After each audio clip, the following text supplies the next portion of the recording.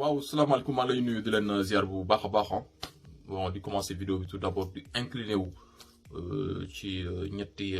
à la mémoire des 3 Sénégalais yi nga xam ne malheureusement yàlla dafa dogal seen bakkan rot démb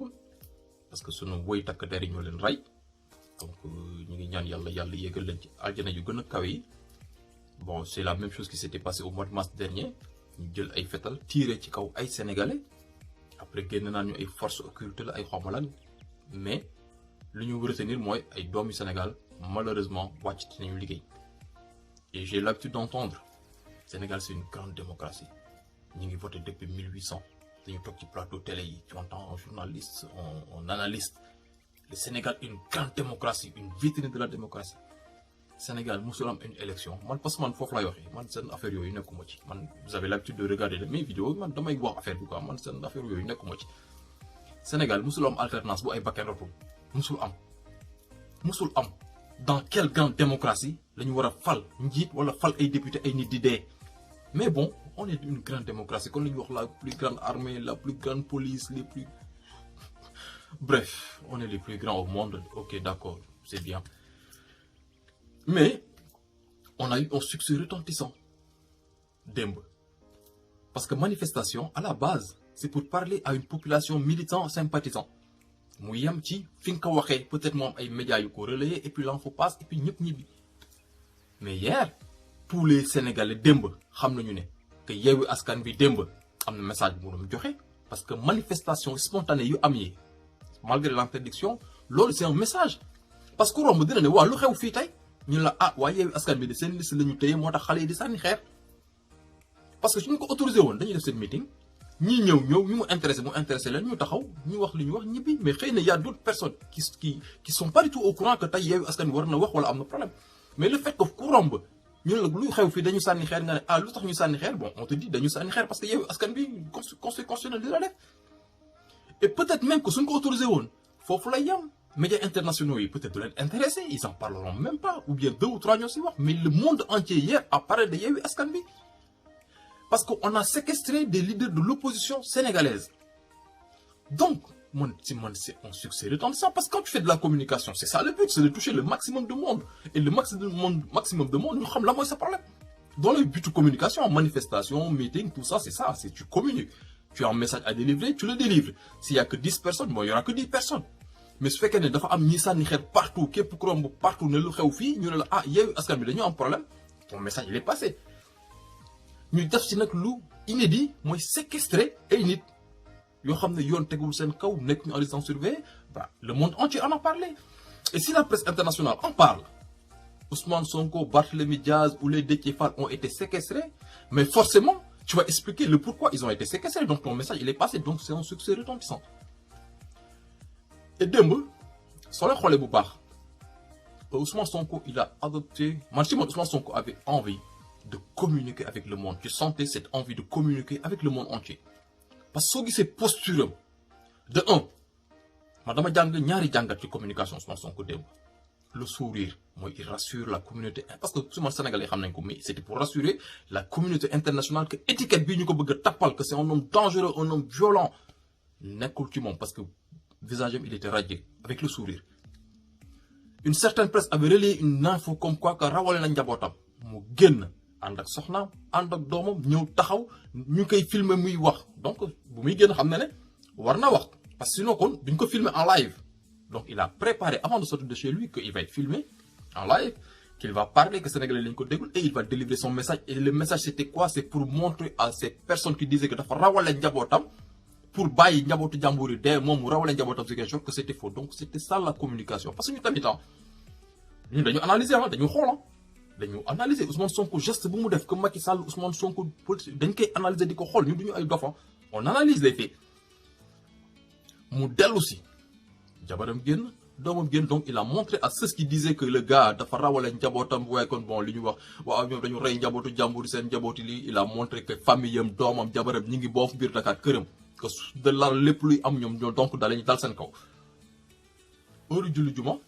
reboloot mu sañ sa ba rafet sol lu weex tàll couleur bi mu sol weex rek couleur bi dafa am lu muy symboliser mu sol lu weex tàll génn ànd ak ay nit ñu koy filmer encore mu ñëw ba ci way takk der yi ne damay julli ji ñu ne ko noo doo julli lu tax du ma julli ñu ne ko ordre la ñu jot mu délivrer son message encore au Sénégalais et à la communauté internationale comme quoi son droit de culte dañ ko tere Sénégal mu wagasaat nànk doxaat nànk dellu këram. Il communiquait hein. Hier moom il ne faisait que de la communication. Il ne faisait que de la communication. Moi, tout le monde entier est au courant qu'au Sénégal, il y a un président, un apprenti dictateur, qui est candidat, nous candidater.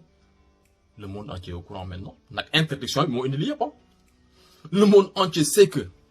la principale hantise de Macky Sall, maintenant, c'est Ousmane Sonko, c'est officiel maintenant. Le monde entier, c'est officiel. Les gars, dañ koy séquestrer chez lui et dañ ko séquestrer mu ànd seek ree ak dal ak doxantu ree dal doxantu dugaat këram di reetaan yor souriram. C'est pour rassurer la communauté internationale et la communauté internationale depuis hier xam nañ ne que désormais cet homme il faudra compter sur lui pour demain en Afrique mënutoo waxati kenn. C'est le principal interlocuteur de l'Occident en Afrique. Désormais, c'est Ousmane Sonko, c'est officiel depuis hier. C'est un succès retentissant. Nous avons jangat affaire bi. Benen bir bi. Bon, nous général Fall hier le succès, général Fall le succès. Les événements du mois de mars dernier, février-mars, durent au moins un mois. Depuis février début mars, nous avons buntu Ousmane Sonko top. Février, tok fa def sen affaire camping fi di fouyer nit ci genn. Mu am ay quelques échauffourées après mu jeex ñi ci ñibi muy def ay doxantoom ay conférence de presse Sénégal di ko ne di dox mooy li xew démb rek le moment nag bi ko alkaate yi téyee ci la dëkk bi tàkk jëppee parce que moi je vous donne deux faits man damay suivre affaire yi deux faits yoo xam ne kenn du ko dindi démb ban moment la jékki-jékki rek affaire bi commencé embrasé wu depuis le matin ni caa ngi génn taxaw ni ci génn mais il a suffi que ñun Ousmane Sonko dañ ko tere julli rek nga gis benn bi bloqué ci saa si takk yi commencé. Il y a une autre chose boo leen fàtte mook Barthélémy Diaz bu muy gunge Barthélémy Diaz dañ leen tey noo buntu université ni ci tas ñibbi. Il a fallu que Khalifa Sall dem commissariat génn ne notifié nañu Ousmane Sonko son ni ñu koy waxee sax garde à vue mais ci saa si VDM commencé tàkk 10 minutes après ñu ne la libéré nañ ko donc. bu leen naagu de bu leen naagu démb alkaati yi ay lu leer lañ leen wax def leen tout bloqué leen buntu këram bu mu génn mais bu ko kenn téye boo leen koy téye dëkk bi di tàkk c'était ça l'élément déclencheur donc bu leen toog fii naan général Fall hier tey xale yi démb nekk policier gendarme bi taxanteeg ñoom sànni leen xeer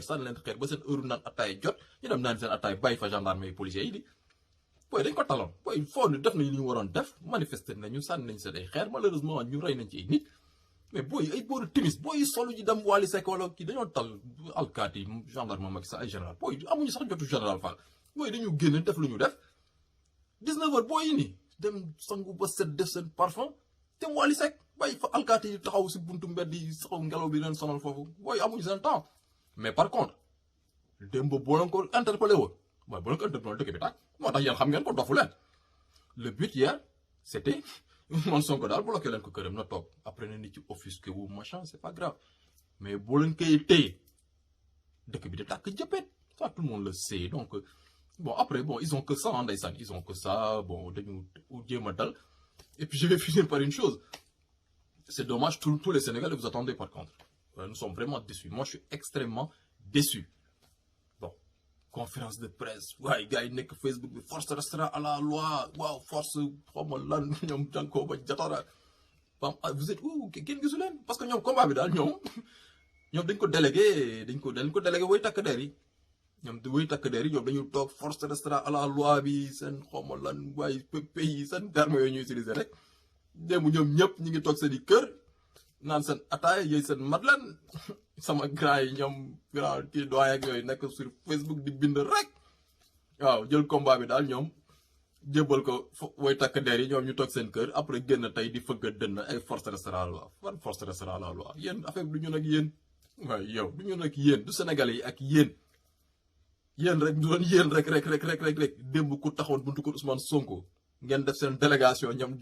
jatara ñoom doyen ak yooyu taxaw buntu kër Sonko en 3 minutes booy gi leen sànni xeer dañu dagg niim ñaf leen seen tànk ba ngeen normal ngeen jógee foofu. mais ce sont les forces de l'ordre qu'est-ce que tu veux qu'ils fassent devant les forces de l'ordre da ngay voilà mooy loolu. mais combat bi daal c'est entre le Sénégal et Macky Sall